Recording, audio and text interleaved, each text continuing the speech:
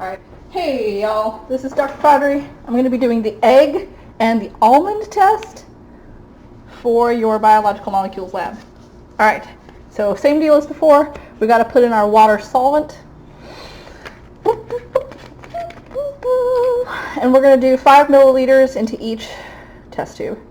It'll be the same as before: potassium iodide starch test, burette protein test,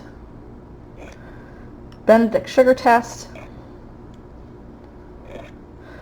potassium iodide starch test, burette protein test, and then Benedict sugar test. And again, we're going to do this for egg and almonds. Okay. So hang on, we're almost done with putting our solvent in.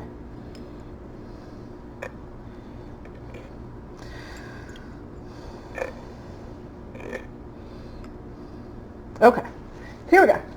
Let's go ahead and put our test substances in. We'll put in our potassium iodide. Again, that's going to test for the presence of starch in the various food substances. 5 drops is all we need.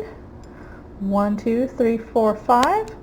1, 2, 3, 4, 5. Excellent. We need to get our burette protein test.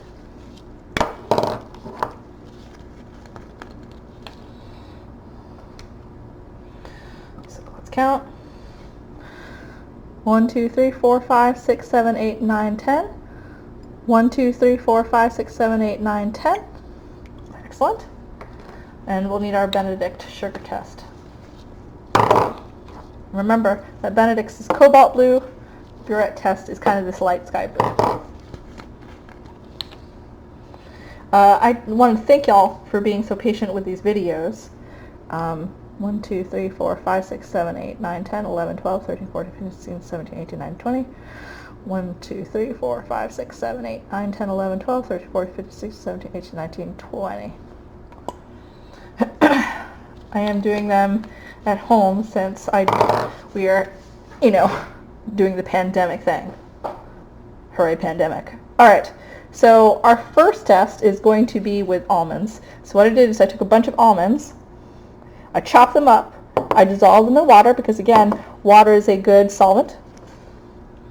And we're going to go ahead and put 5 to 10 drops, 1, 2, 3, 4, 5, 6, 7, 8, 9, 10, into each test solution. 1, 2, 3, 4, 5, 6, 7, 8, 9, 10. 1, 2, 3, 4, 5, 6, 7, 8, 9, 10. I might put 20.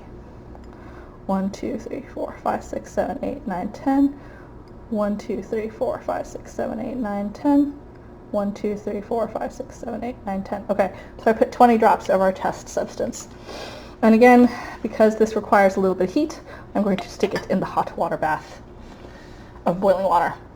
Now we're going to go ahead and put egg. So y'all, I did this ahead of time for y'all. I got egg white. I separated it out from the yolk like a culinary boss. What's up? This has been sitting in my fridge for like 2 days because I couldn't get to campus for a while. So this was delightful. Let's test if this egg egg white has any starch in it. I'm just gonna glomp this, y'all. Glomp is not a scientific term, but it is for today.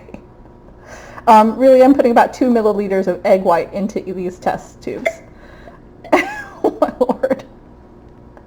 I wish y'all were here. The consistency of this is hilarious. Like, it's funny and kind of disgusting, which I think summarizes like 95% of biology. Alright, let's take a look. Here's egg in our starch solution. So that's that. Here's Here is egg in our burette solution. Give that time to change color. Oh my god. And then here is our egg in our Benedict solution.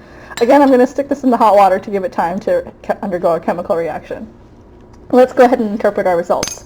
So as a reminder, these are the almond tests. Okay, so this potassium iodide test for starch has remained brown. So what result is that? Positive or negative? If you are thinking negative, that's correct. Almonds are negative for starch. Let's take a look at our almond water test. If you can take a look at this, you can see it's light purple. And if you can think to yourself, how do we interpret this purple burette test result for almonds? Negative or positive? If you're thinking positive, that's correct. Burette, when it turns purple, light lavender, lilac, whatever color this is, that means this substance is positive for protein. And that makes sense. Almonds are a great source of protein. Oh, look at this! Golly, okay. Take a look. Okay, these are our almonds. We're testing it for sugar.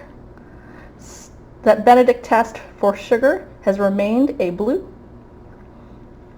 So positive or negative? If you're thinking negative, that's correct. Almonds are negative for sugar in this test. Now we're going to go ahead and switch to the egg tests. So egg, if we test it for starch, this is remaining brownish yellow. So what result is this? If you're thinking negative, that's correct. Take a look at this. Ha-ha! It has changed color, and it's only mildly gross. All right, so this again has turned like a lavender lilac color. So eggs, what do you think? Positive or negative for protein? And because of the lilac color, if you're thinking positive, that's correct. Eggs are a great source of protein. Y'all probably know that already from your previous knowledge. Take a look at this. This is probably one of my favorite results, and I didn't know this. That egg, albumin, that I got for y'all,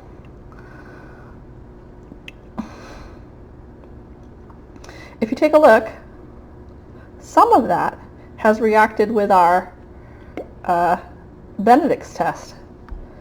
And because it's changing color to that orangey browny color in our Benedict's test, what result is that? If you're thinking that Benedict's, when it is browny orangey, is positive, that's correct. There's a little bit of sugars in that like egg nutrient substance for the growing chick. And if you think about it, that makes sense, because growing chicks, they need protein in order to make muscles for themselves, but they also need a little bit of sugar in order to have energy in order to grow. So there you have it. Almonds, they're negative for starch, positive for protein, negative for sugar. Eggs are negative for starch, positive for protein, and a little bit positive for sugar. We're going to do our final video, I think our next to final video in just a second. I'm going to go ahead and look at the last two substances that we need to test, and I think at some point I need to do some lipid tests. So hang in there. Y'all are champs, pros, heroes of biology and science. Hang on. See you in a bit.